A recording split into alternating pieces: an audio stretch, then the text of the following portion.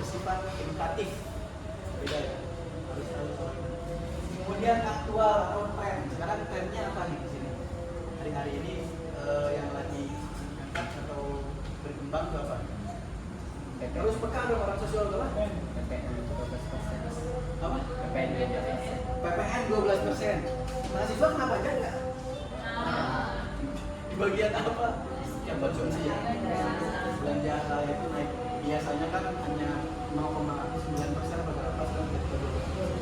Setiap kita belanja di minimarket itu pasti naik. Yang kedua adalah efek buruk dari itu juga harga rupiah secara ekonomi turun. Kemarin masih 15.000 dalam dolar ya, sekarang sudah 16.000. Nah ini bagus. Coba kalau dari kalian siapa yang ada tarik ke sosiologi ekonomi, silakan buat tulisan ini soal itu. Kemudian dari situ pakai teori apalah yang kalian pahami gitu kan. Kemudian mengajak gitu supaya masyarakat memberi komentar, memberi masukan ke penentu kebijakan, artinya Kementerian Keuangan atau di Sumatera ini KPPN. Sekarang kriterianya adalah gaya penulisan khusus yang dinamis.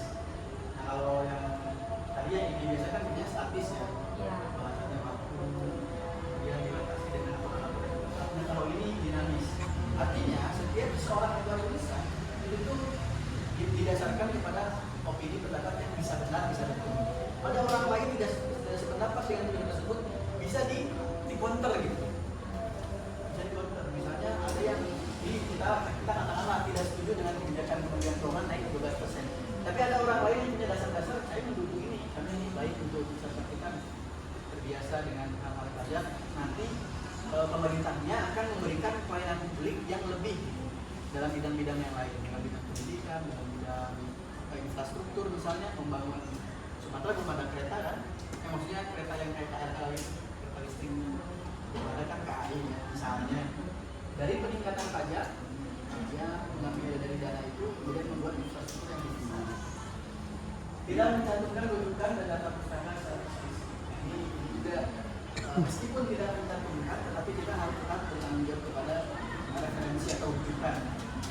Yang kedua adalah gaya bahasa yang populer mudah dipahami orang awam. Jadi kalau kita di agama, biasanya di sejarahnya ada beberapa bahasa yang sangat penting, susah dipahami. Itu kita harus beri contoh dengan analogi yang lebih mudah. Gitu. Bagaimana teori penciptaan misalnya, terus kita seperti menciptakan sesuatu.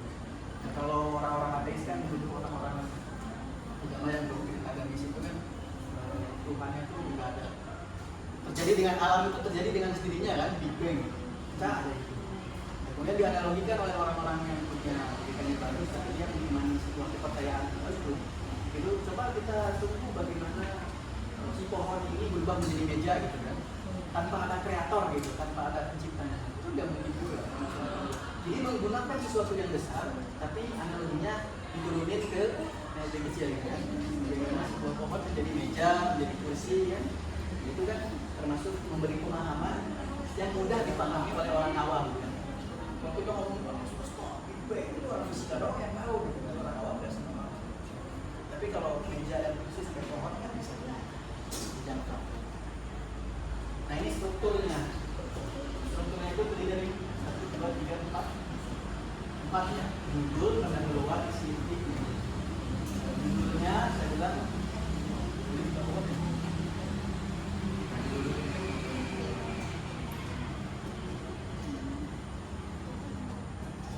ada buat kemarin kalau saya memberi materi soal judul itu jangan diusahakan ya, tidak lebih dari 7 kata. 7 kata yang representatif terhadap isinya.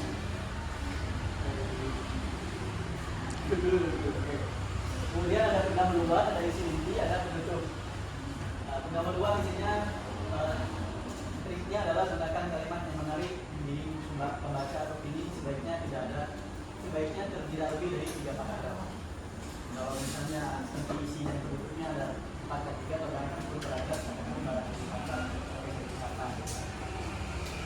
Kemudian isi inti menghadirkan pernyataan ahli, menunjukkan argumentasi paragraf jumlahnya dari pendahuluan dan misalnya kalau kalian siapa yang mana tulisannya soal cashless itu? Nah, apa pendapat kamu soal cashless itu diartikan secara bahasa Indonesianya apa?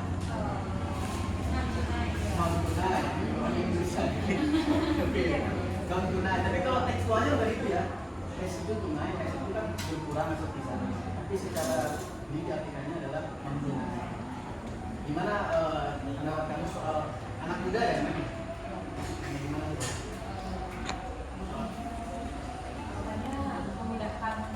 Memudahkan. Apa mahasiswa jadi nggak perlu bawa uang banyak-banyak, terus susah juga kan kalau di ATM itu kan ngantri juga, jadi kayak meminimalisir waktu terbuang hanya untuk mengantri di ATM. Oke. Dua berarti. Iya. Memudahkan. Terus lagi kalau pakai QRIS itu kan tidak dikenakan mencari biaya tambahan atau lain. Oke.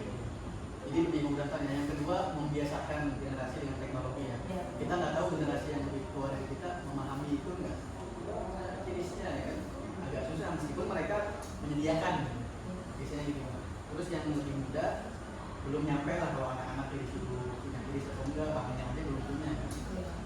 Yang kedua identik top up-nya, top up apa bahasa isinya? Isi ulang. Gila ini ya. Isi ulangnya juga identik mudah ya. Biasanya tanpa biaya juga kan.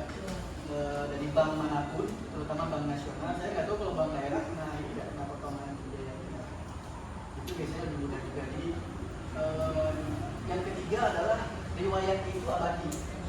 Jadi kita bisa ngecek kan apa pengeluaran kita. Sedangkan kalau tunai kadang-kadang di luar kendali, benar ya? Itu termasuk konsep yang menurut saya memudahkan karena disediakan juga di teknologinya itu di aplikasinya. Nah, sekarang penutup mencerminkan sikap dan pandangan penulis, ajakan dan persuasif dan diskusi. Jadi kalau kesimpulannya coba alhamdulillah. Ajakan persuasifnya apa untuk pembaca? Supaya lebih bijak lagi di dalam karena itu kan udah banyak data, jadi ajakannya itu buat pembaca itu supaya tetap waspada dan hati-hati gitu, karena dibalik kemudahan itu ada juga hal-hal negatifnya, misalnya kayak karena bisa gampang kita dari rumah misalnya kan jadi boros gitu kan. Jadi ada kekurangannya juga ya, kita memunculkan dua sisi lah, yang pro dan yang kontra. Betul, pertama boros, jadi kita menggunakan effort, beli apa, online gitu kan. Yang kedua adalah penipuan, siapa yang pernah kayak itu? Kena phishing gitu, phishing penipuan oleh orang, baik itu bahannya maupun ekspresi. Ada biasanya itu efek buruk teknologi dan di hack gitu kan. Oke, kita next. Oh, ini sifat-sifatnya ya. Ini mulai dari Google, mulai dari atraktif,